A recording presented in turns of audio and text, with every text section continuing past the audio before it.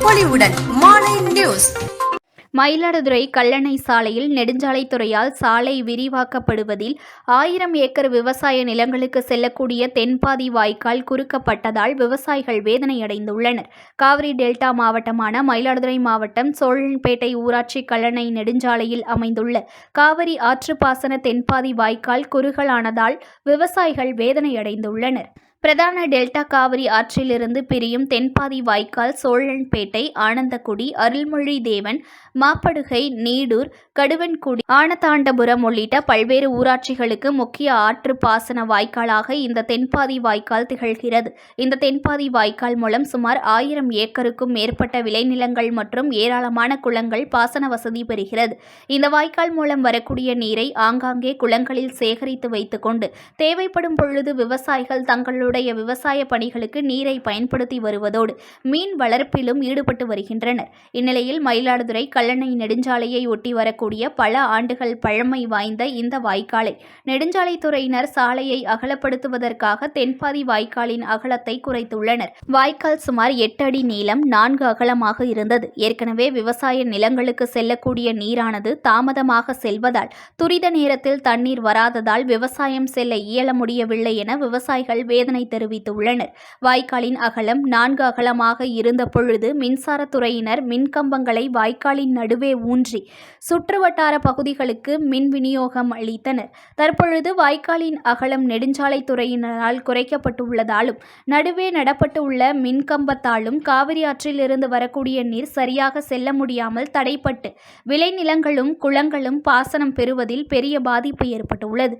இதுகுறித்து விவசாயிகள் மற்றும் பொதுமக்கள் கூறியதாவது: இப்பொழுதும் மின் மோட்டார் வசதி இல்லாத விவசாயிகள் மற்றும் சிறு குறு விவசாயிகளாகிய நாங்கள் காவிரி ஆற்று பாசனத்தை நம்பி மட்டுமே விவசாயம் செய்து வருகிறோம்.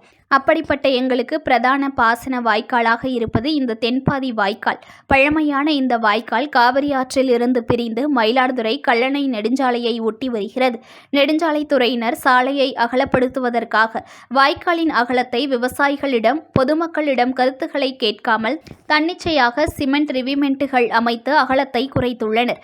இது மட்டுமில்லாமல் கடந்த 20 ஆண்டுகளுக்கு முன் இந்த வாய்க்கால் அகலமாக இருந்த பொழுது இதன் நடுவே மின்சாரத்துறையினர் தங்களுடைய மின்கம்பங்களை நட்டு சுற்றுவட்டார பகுதிகளில் உள்ள வீடுகள் மற்றும் விவசாய மின் இணைப்புகளுக்கு மின் விநியோகம் செய்து வருகின்றனர்.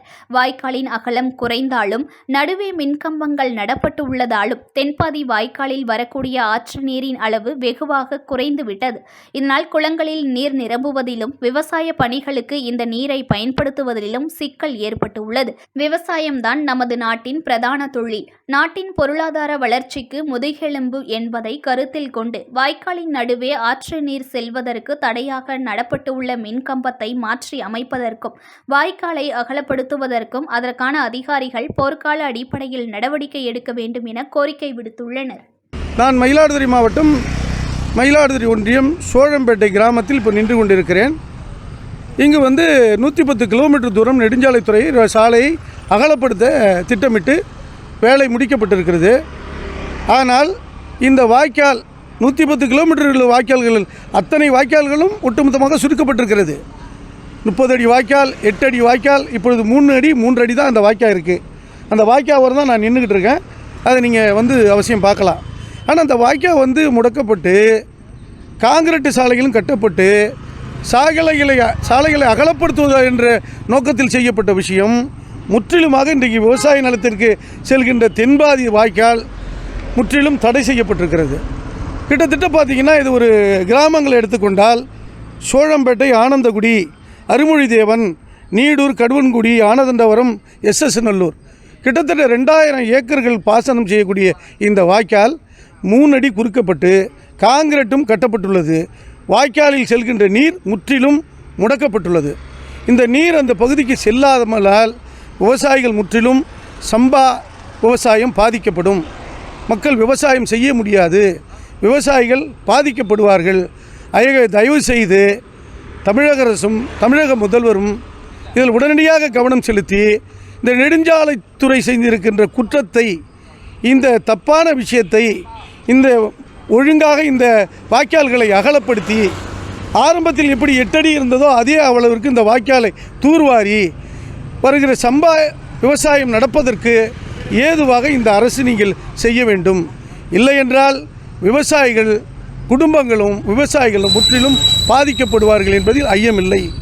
இது தென்பாதி மயிலாடுதுறை வாய்க்கால் மட்டுமல்ல, கிட்டத்தட்ட 130 கிலோமீட்டர் கல்லணை வரை இந்த சாலைகளை அகலப்படுத்தும் பணியில் முற்றிலுமாக நம்மளுடைய நெடுஞ்சாலைத்துறை களமிறங்கி விவசாயிகளை நாசம் செய்கிறார்கள்.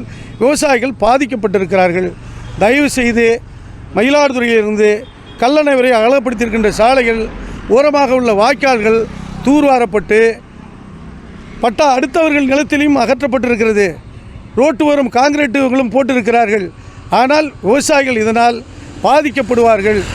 வாழ்நாளில் நிம்மதியெல்லாம் விவசாயம் முற்றிலும் அழிக்கப்படும். புத்தம் புது பொலிவுடன் மாலை நியூஸ்.